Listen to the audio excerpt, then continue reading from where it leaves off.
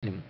Dari Ibnu Umar radhiyallahu anhuma bahwasanya Nabi sallallahu alaihi wasallam bersabda, "Wahai kaum wanita, bersedekahlah kamu dan perbanyakkanlah membaca istighfar, kerana sesungguhnya aku melihat kebanyakan ahli neraka itu adalah kaum wanita." Ada salah seorang di antara mereka bertanya, "Kenapa kami merupakan ahli neraka yang terbanyak?" Beliau bersabda, "Kerana kamu suka mengutuk dan tidak mengakui kebaikan suami. Aku tidak melihat ada orang yang kurang sempurna akal dan agamanya itu dapat mengalahkan orang yang sempurna akalnya." Wanita itu bertanya lagi, "Apakah yang dimaksudkan dengan kurang kesempurnaan akal dan agama?" Beliau menjawab, "Persaksian dua orang wanita itu sama dengan persaksian seorang laki-laki, dan wanita itu sering tidak solat beberapa hari." Riwayat Muslim. Nah, ada perintah Nabi secara khusus kepada kaum wanita. Walaupun dalam istighfar itu laki-laki dan perempuan, tak ada beza. Tapi dalam hal ini ada istighfar khusus yang disuruh oleh Nabi kepada kaum wanita karena kesalahan yang banyak dilakukan oleh mereka, sehingga diperintahkan oleh Nabi untuk beristighfar karena ini terkait dengan kebanyakan perbuatan salah ini dilakukan oleh kaum wanita. Apa itu? Katanya, "Wahai sekalian perempuan, banyaklah kamu bersedekah dan beristighfar. Sesungguhnya aku melihat ramai daripada kamu berada di dalam neraka." Kata seorang perempuan mengatakan, "Ya Rasulullah, kenapa kita banyak di neraka?"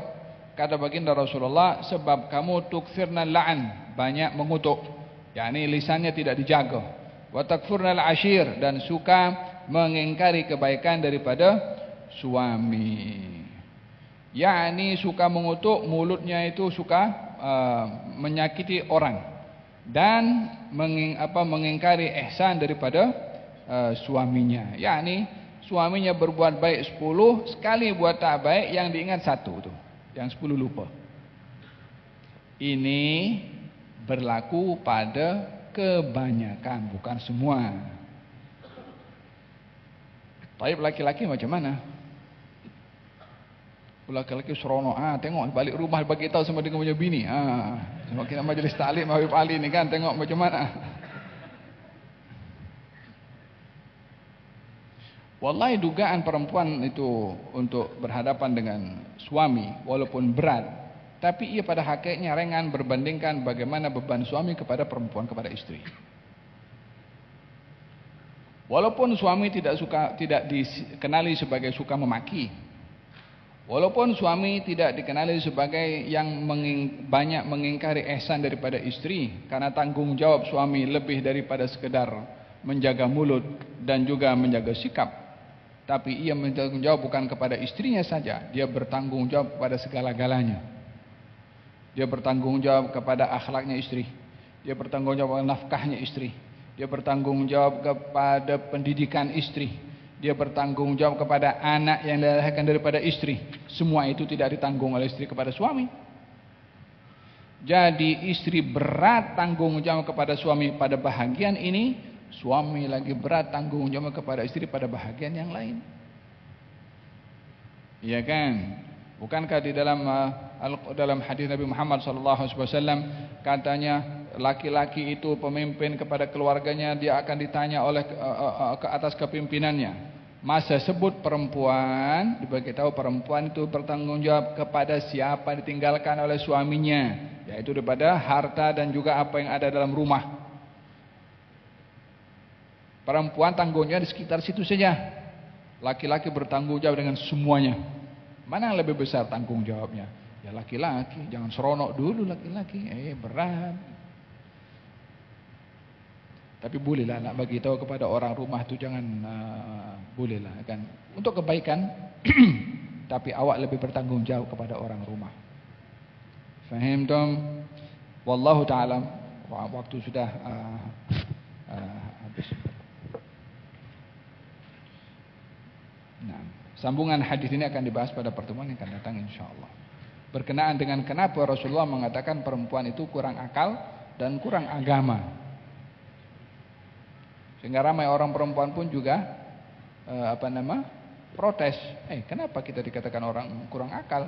Kita boleh lebih cerdas daripada laki-laki. Dan kita kalau tengok sekarang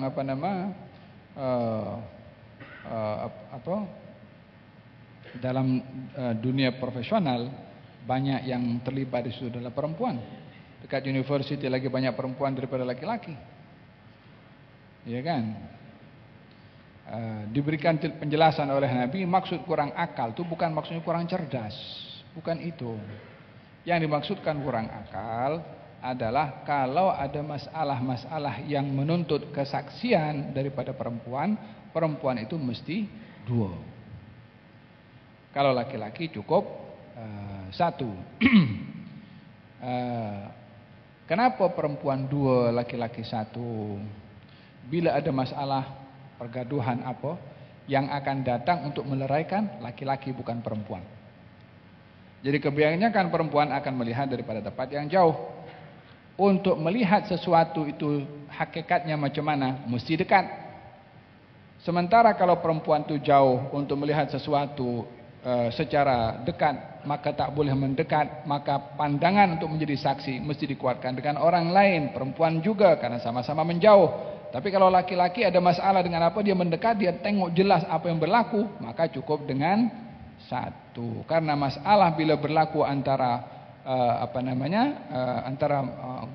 perselisihan yang berlaku antara seseorang dengan yang lain, yang akan ke depan untuk menyelesaikan dan meleraikan laki-laki. Jadi nampak.